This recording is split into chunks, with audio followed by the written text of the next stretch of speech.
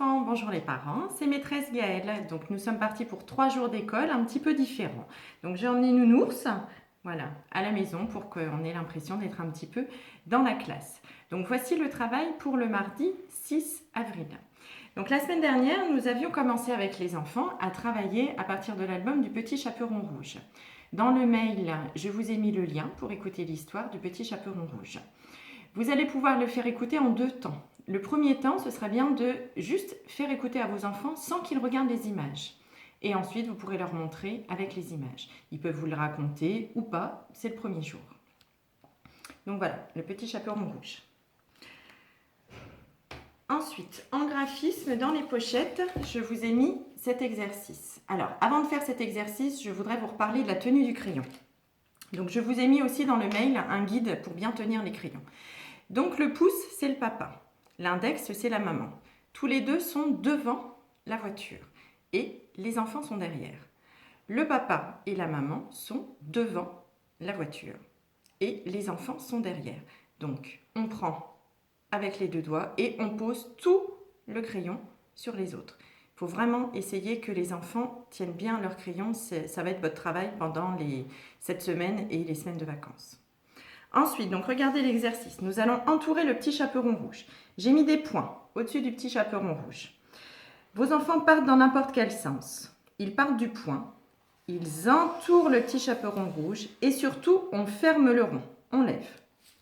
On part du point, on entoure le petit chaperon rouge, on ferme, on lève. Donc vous allez faire cet exercice-là. Voilà, vous allez donc faire cet exercice-là tranquillement avec vos enfants et c'est un exercice que vous me ramènerez à la rentrée parce qu'on le mettra après dans les pochettes de travail. Donc voilà pour le graphisme. En mathématiques, alors vous allez pouvoir leur faire dire la petite comptine numérique, donc 1, 2, 3, 4, 5, 6, 7, 8, 9, 10, en chantant ou pas. Moi, on l'avait commencé aussi dans la classe en chantant, donc on en était sur 1, 2, 3, nous irons au bois. Je vous ai mis le lien aussi dans le mail. Tous les jours, ils peuvent chanter la petite chanson et comme ça, voilà, ils commenceront à connaître bien la comptine numérique. Ensuite, vous allez prendre soit une boîte à œufs, soit par exemple des bacs à glaçons.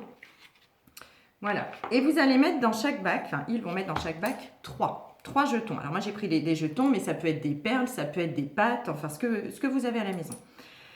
Alors, je vous remontre comment vous allez faire avec eux. Vous allez donc prendre les 3 jetons.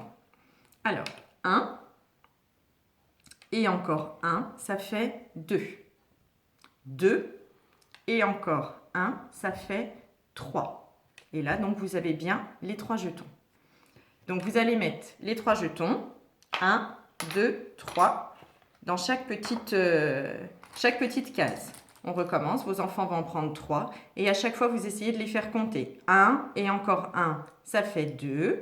Et 2 et encore 1, ça fait 3. Il y en a 3, je peux mettre dans la petite alvéole. Donc, vous prenez les boîtes à œufs, vous prenez des boîtes si vous voulez, s'ils veulent en faire un petit peu plus.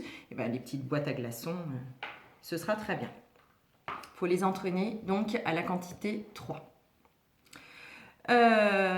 Voilà, c'est tout pour le travail du jour. Alors, demain c'est mercredi, donc vous allez pouvoir pâtisser avec vos enfants.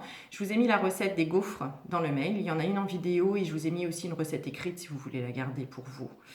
Voilà, c'est donc fini pour aujourd'hui. Je vous souhaite une très belle journée. À jeudi pour une nouvelle vidéo. Travaillez bien, prenez soin de vous et à très bientôt. Je vous fais des bisous.